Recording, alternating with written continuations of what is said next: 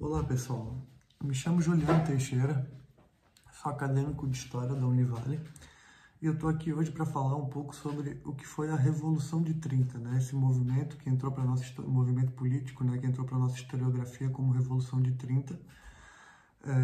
Quais foram os seus impactos na política nacional, né? Quais as mudanças que eles trouxeram para o cenário político da época e as permanências, o que a gente pode perceber que perdurou na nossa política até hoje, né, resultante desse movimento.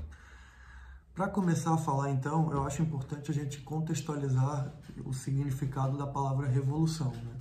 Entre vários significados que essa palavra pode ter, a gente pode entender revolução como um movimento de revolta, né, política contra um poder pré-estabelecido que visa fazer mudanças profundas e estruturais no âmbito político, econômico e social, né? Então, partindo desse pressuposto, partindo desse significado da palavra revolução, o que veio, né? O que essa Revolução de 30, esse movimento político veio para contestar no cenário político brasileiro, né?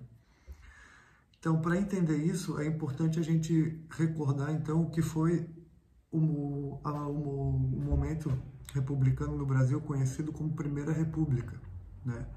A gente lembrar que essa Primeira República, que vai de 1889 até 1929, houve um conchavo político entre as oligarquias paulistas, que eram os maiores produtores de café, e as oligarquias mineiras, que eram os maiores produtores de leite.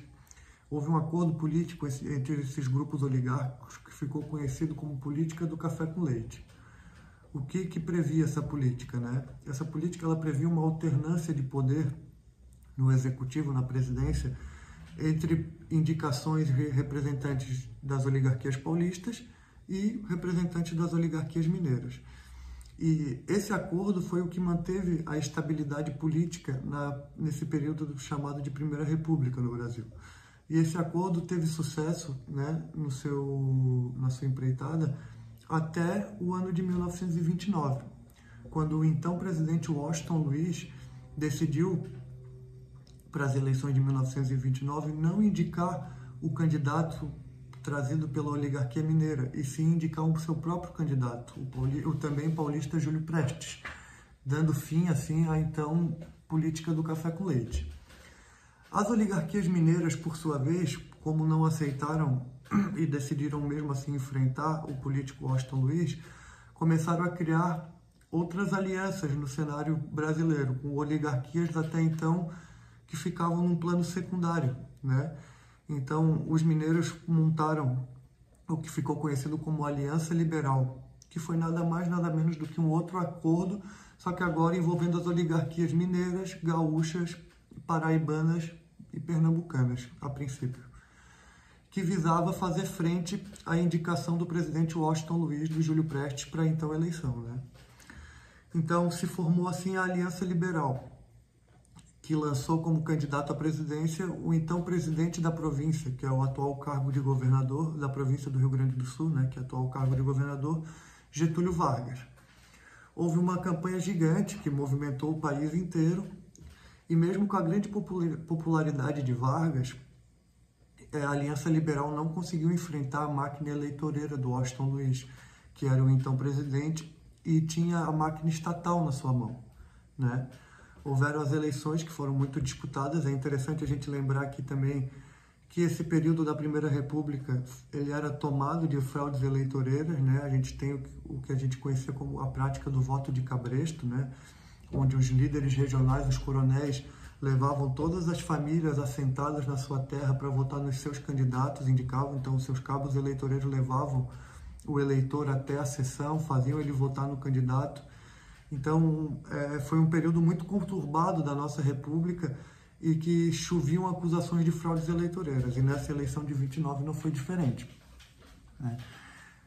Mas, apesar disso, Vargas perdeu, e as oligarquias gaúcha e mineira, não aceitando essa derrota, mas ao mesmo tempo não tendo um motivo para contestá-la judicialmente ou politicamente, pois a Constituição dizia que quem tinha mais votos deveria ganhar a eleição, acabaram por começar a organizar um movimento que eles chamaram de revolucionário, que visava derrubar o governo do Washington Luiz e impedir a posse de Júlio Prestes. Então, Vargas, que já era oriundo do movimento tenentista dos anos 20, começa a reunir os seus aliados políticos no Rio Grande do Sul, os então aliados em Minas Gerais, e começam a planejar esse movimento de golpe, né? Realmente um golpe militar contra o Washington Luiz. Mas faltava para eles um motivo, algo que legitimasse essa ação, né? Que desse para eles realmente, perante a opinião pública, uma legitimação de tomar o poder à força. É nisso que ocorre, então, nesse contexto, então, que acaba ocorrendo o assassinato do João Pessoa, que era, então, candidato a vice do Vargas, que foi assassinado na Paraíba por uma desavença política local, por um adversário político dele paraibano, que nada tinha a ver com as eleições à presidência. Mas Vargas, como era um homem muito astuto, muito esperto e com uma forte ligação com a propaganda, usa o assassinato do seu candidato à vice-presidência, João Pessoa, como forma de legitimar um movimento revolucionário, de legitimar um movimento armado que depusesse o poder do então presidente Washington Luiz. Dessa forma, as oligarquias mineiras e gaúchas montam uma força militar e partem do Rio Grande do Sul em direção ao Rio de Janeiro, que era então a capital do país, né, do Brasil. O presidente Washington Luiz tenta reprimir o movimento, começa a entrar, só que logo quando o Washington Luiz começa a tentar reprimir o movimento, ele logo percebe que vários setores da sociedade, como os militares e várias oligarquias e a própria burguesia industrial que estava começando, era muito incipiente ainda nesse período, mas já estava começando a ter uma atuação no cenário político brasileiro, ele percebe que todos esses grupos começam a gravitar, né, na órbita da Aliança Liberal, na órbita de Vargas. E logo percebe que seria inútil uma tentativa de impedir a tomada de poder. Então Vargas vai com as suas tropas passa por São Paulo, né, onde prometia ter um combate. As tropas paulistas resolvem não embater as tropas vindas do Rio Grande do Sul, e Vargas consegue chegar ao Rio de Janeiro.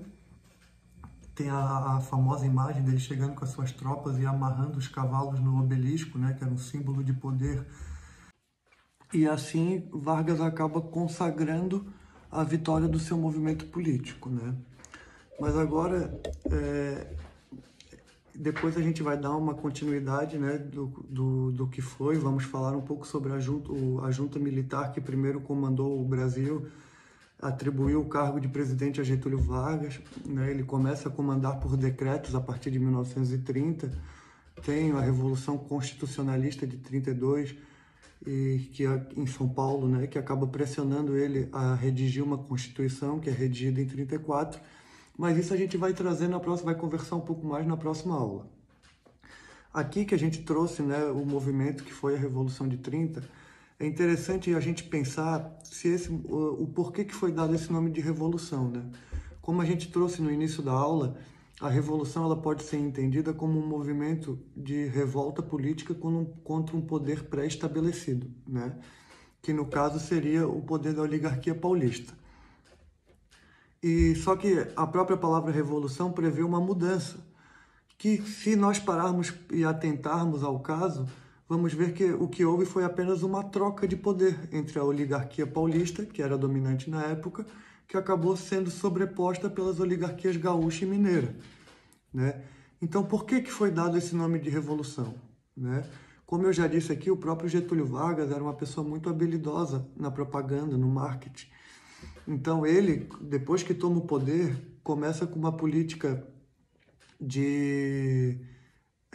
personalista, né, de exaltar sua própria personalidade e o movimento que o levou ao poder. Então, o próprio Vargas começa a construir, historicamente, essa ideia de revolução, de um movimento revolucionário, que veio para tirar aquele antigo arcabouço político que dominava o país e trazer a modernidade para o Brasil, né? Mas se nós pararmos para analisar friamente o que aconteceu, podemos perceber que de revolucionário esse movimento não teve muito, né?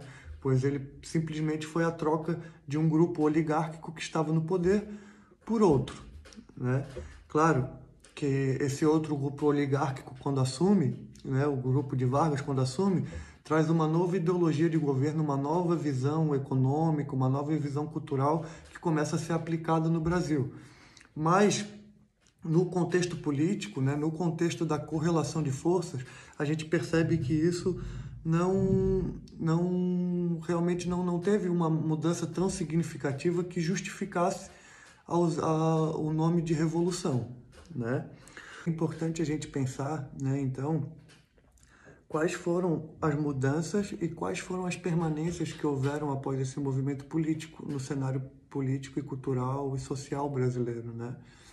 Porque as oligarquias continuaram como protagonistas do cenário político, né? Foi uma permanência que houve, mas muitas outras coisas, como leis trabalhistas, começaram a ser pensadas, o papel da mulher na política começou a ser pensado, começaram a se ter outras mudanças que têm vultos até hoje no cenário político brasileiro, né?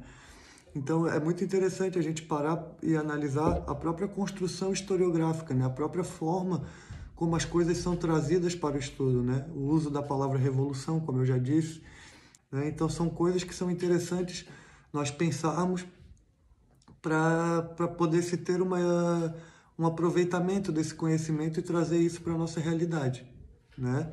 Então, na próxima aula eu termino por aqui e na próxima aula a gente vai discutir um pouco de como foi a continuidade do governo Vargas, como foi estabelecida a Constituição de 34, depois o Estado Novo em 37 e assim por diante. Muito obrigado e até mais.